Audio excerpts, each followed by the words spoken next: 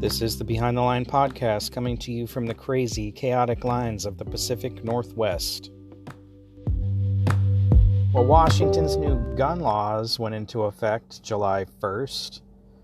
The laws, one of them bans the manufacture, import, distribution, or sale of a gun magazine that holds more than 10 rounds of ammunition. Gun owners who already possess higher capacity magazines can keep them. A violation is a gross misdemeanor. The other new law deals with untraceable firearms, which are guns that don't have serial numbers and therefore can't be traced by law enforcement. This is a Class C felony to be in possession of that. Beginning in March of next year, the law will further expand to ban the possession, transport, or receipt of untraceable firearm. A third new gun law went into effect in early June that expanded the locations where weapons are prohibited or restricted in Washington. Under the new rules, the open carry of weapons is banned in local government buildings like city halls where public meetings are held. Additionally, all firearms or other weapons are banned, even those that are not openly carried, at school board meetings held on school district-owned or leased property. The new law also prohibits weapons at certain election facilities, including ballot counting centers and voter registration offices. There's an exception for concealed pistol permit holders, although that exemption does not apply at ballot counting centers when counting is happening. A first violation is a misdemeanor. Sponsors of the legislation said that one of their goals was to address the issue of armed intimidation in public square, especially in light of heated school board meetings and threats of violence surrounding elections. Last year, legislative Democrats banned the open carry of weapons at the state capitol and at public demonstrations. Of course, the Attorney General claims the magazine ban is going to reduce shootings.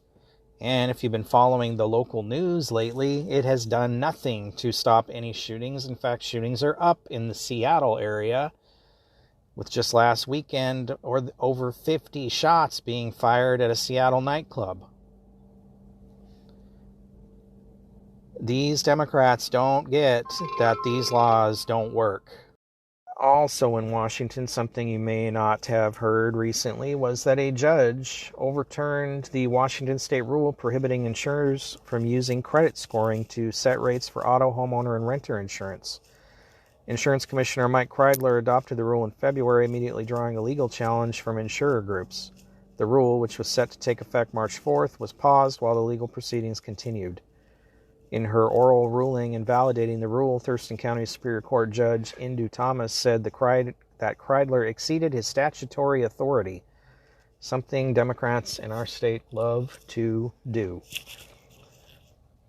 Kreidler's spokeswoman Stephanie Marquise said in an email that a written ruling from the court wasn't expected until next week. We will consult with our Assistant Attorney General on next steps and whether to appeal the decision, Marquise wrote.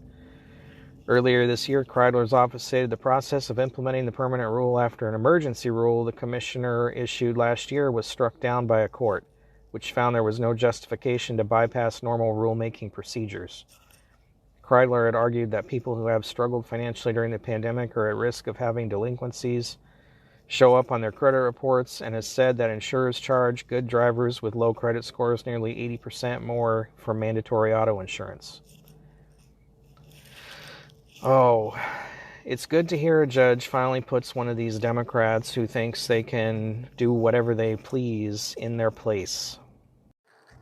Did you know in the state of Washington it's actually required to teach morality and patriotism?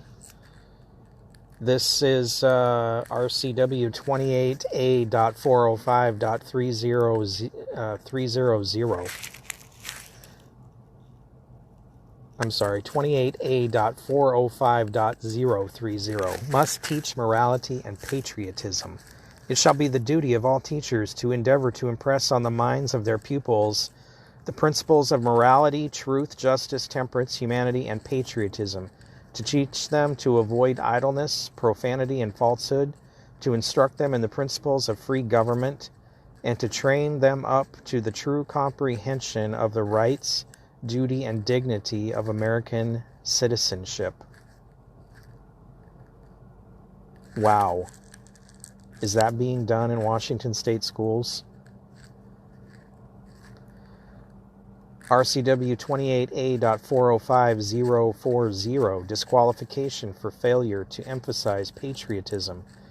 No person whose certificate or permit authorizing him or her to teach in the common schools of this state has been revoked due to his or her failure to endeavor to impress on the minds of his or her pupils the principles of patriotism, or to train them up to the true comprehension of the rights, duty, and dignity of American citizenship, shall be permitted to teach in any common school in this state. Any person teaching in any school in violation of this section, or any school director knowingly permitting any person to teach in any school in violation of this section, is guilty of a misdemeanor. This was effective in 2003.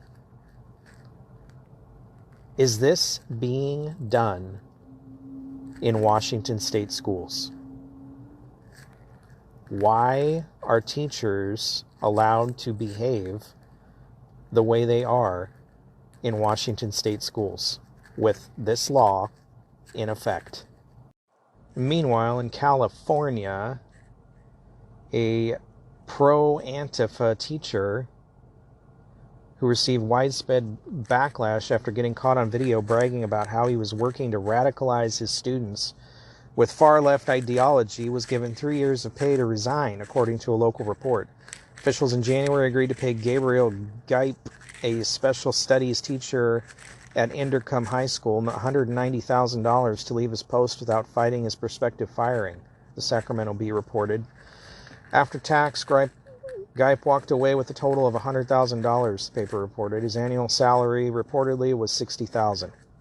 Project Veritas exposed Gipe's teaching methods last year on video, which captured Gipe stating that he tried to scare the fuck out of kids in order to motivate them politically.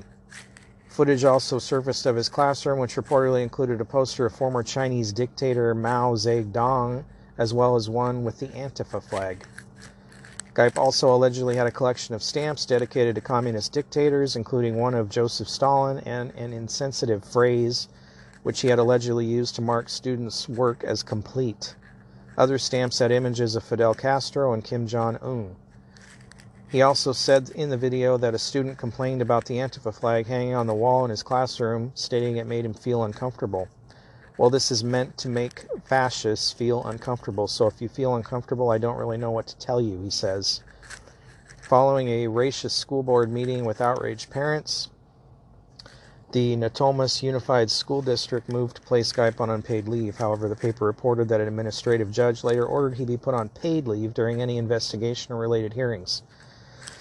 The settlement prevents the district from discussing details of Gipe's leaving with any potential new employers, except for general details such as his salary, the dates he worked there, and the date he resigned, the report said. District Superintendent Chris Evans previously said that going forward, administrators will be tasked with looking more closely at classroom walls when they conduct their routine visits. Teachers should not be teaching this garbage to kids. This is not an indoctrination camp, it is school. Kids should be learning the basics of education, reading, writing, math, science, not this social garbage that is anti-patriotic, anti-US. People like this should not be allowed to be teachers, and the district cannot discuss these matters with any other district this moron may get a job at, which means he'll just be doing this somewhere else. Parents need to demand better from these ridiculous public school districts. Thank you for listening to the Behind the Line podcast. For more, visit behindthelinepodcast.com. You can also find us on netnewsnetwork.net, Facebook, YouTube, Twitter, Telegram, Gab, Parler, and Truth Social. Please like, share, and subscribe.